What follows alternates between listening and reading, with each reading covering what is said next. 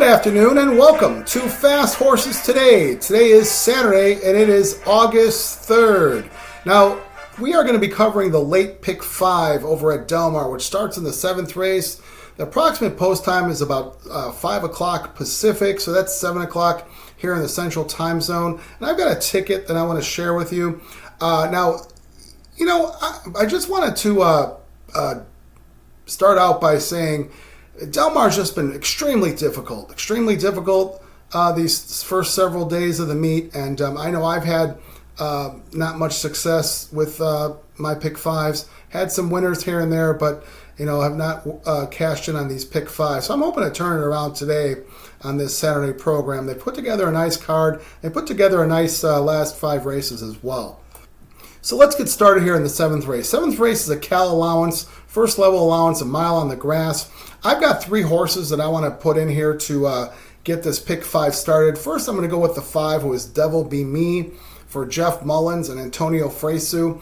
Now, surprisingly, this horse has not seen the grass yet, so this is going to be his first time. And it's not a surprise. I mean, Jeff Mullins did say he really is focusing on turf racing, which he has done. So Mullins claimed this horse off of... Actually, he didn't claim him. He just got the horse off of Phil D'Amato, but just a trainer switch. It was not a claim, but Mullins, ended up winning first time out on the dirt over at Santa Anita in a very nice race at a 50,000 claimer. So I think this horse, could be ready to go for his turf debut at 5-2. I'm also going to put the 6 horse, who is Bert's Prospect. Bert's Prospect for Sean McCarthy. Mike Smith takes the call. Now, this horse does show a win on the turf at 2 turns at Santa Anita at a mile in a race. I remember I had Bert's Prospect that day. I like that horse. He's 10-1 today. I don't think there's a whole lot of turf talent in this field, so I think Bert's Prospect could certainly come here and win over at Del Mar. This will be his first time trying Del Mar, but at 10-1, we're going to put Bert's Prospect in.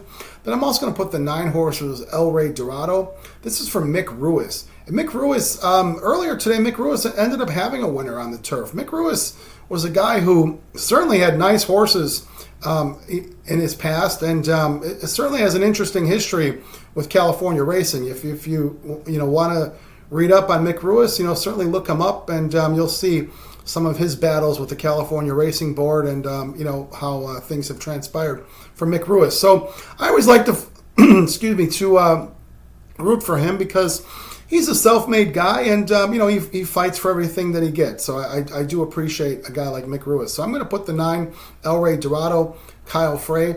Now this horse only shows 1 race on the turf, but and it was over at Del Mar some time ago last year. He didn't really do much there that day. I think we'll just give him a pass. And this horse has been running pretty nicely on the dirt. I think that could transfer over to the turf. All right, now let's move over to the next race, which is the 8th race. This race is a mile on the dirt. This is a first level allowance for open allowance horses. And I think it's a pretty open field as well. We've seen horses take the lead and win these races. We've also seen horses stalk. It seems to be getting a little bit more fair on the route races. So I got 5 horses here that I put in that I'm hoping to get this pick 5 moved along. I'm going to go with the 3 horse, who is Wendelson. This horse also from Mick Ruiz, who I just got done talking about in the last race. Mick Ruiz, 8-1 on this 3 horse. Ricardo Gonzalez, who's been riding pretty well lately. Looks like this horse might have one way to go, coming off a sprint win over at Ellis Park. So Mick Ruiz, brings the horse here, puts him in at a mile. Maybe this horse gets the lead and could be good enough here, and at 8-1. So why not? I'm going to throw out the 4 horse, who is Big Hat Willie, for Peter Miller. He's one of the choices in the morning line. I don't like this horse today. I am throwing him out. I'm going to put the 7 horse, who is Cornell, for Bob Baffert. Juan Hernandez. This horse is 7-2. This horse is a 3-year-old taking on his elders. Shows some nice races. Was a big purchase. Last ran in the Los El Derby. Ended up, getting beat by his stablemate Winstock. And, Cornell certainly fits here, 7-2. Then I'm going to put the 9 horse, who is Clouseau. Now, I've always liked Clouseau. Clouseau really started out his career in a really nice fashion, winning a few races a couple years back at Santa Anita, and he's kind of just knocked around here.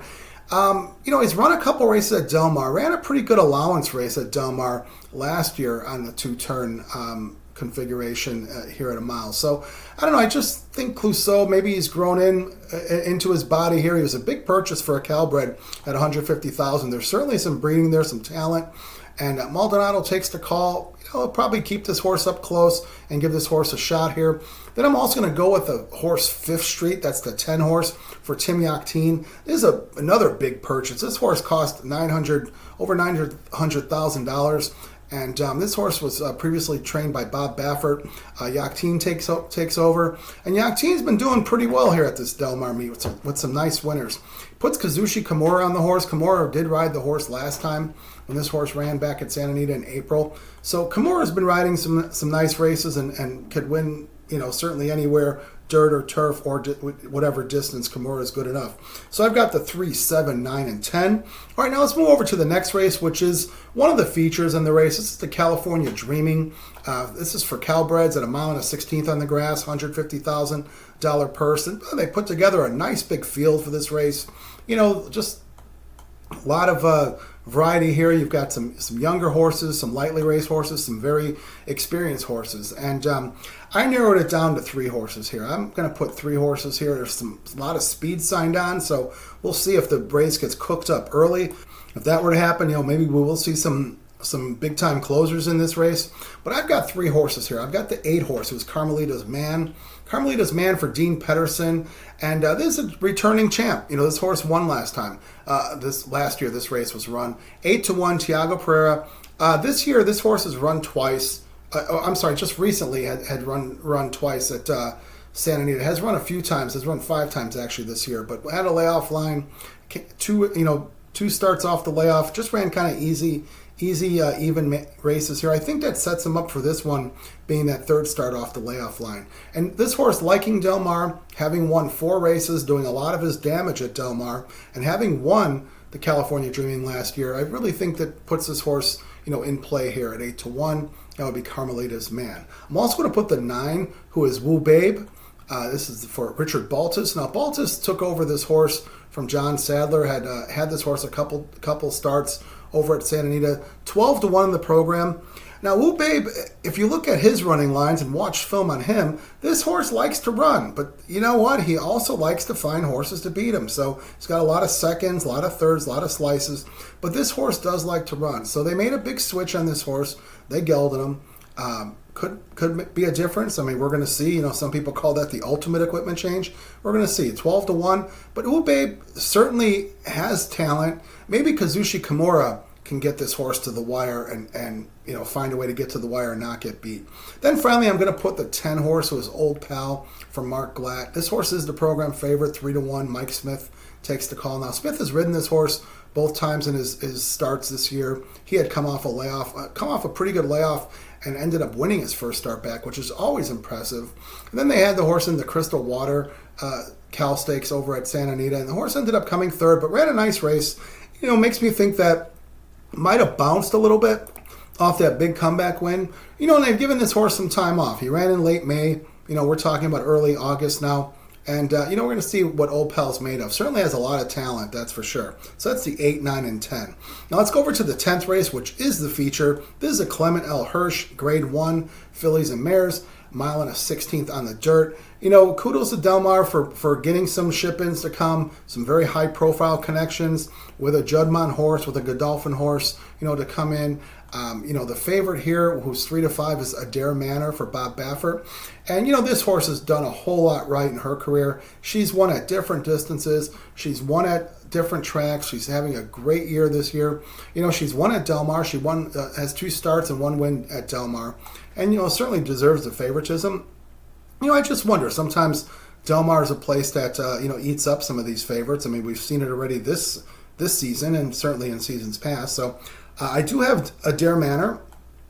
I'm not going to put in Scylla, who, glad to see Scylla come over to California and run. This is Batten Down's older sister of Batten Down, and her older brother, who was Tacitus. So, Judmont certainly has found a way to breed And they've got their mares that they do have there. Their broodmare band. This would be Close Hatches is the mom here, and we saw Close Hatches was a wonderful runner, and she certainly produces some nice horses. She's got Scylla here, but I don't have Scylla. I took her out. I did put in the 8 horse, who is Pretty Mischievous. Umberto Rispoli takes over this horse for Brendan Walsh. Now this horse, what a runner she was last year. She won the Kentucky Oaks, she won the Acorn, she won the Test. I mean, that's 3 grade ones that she won.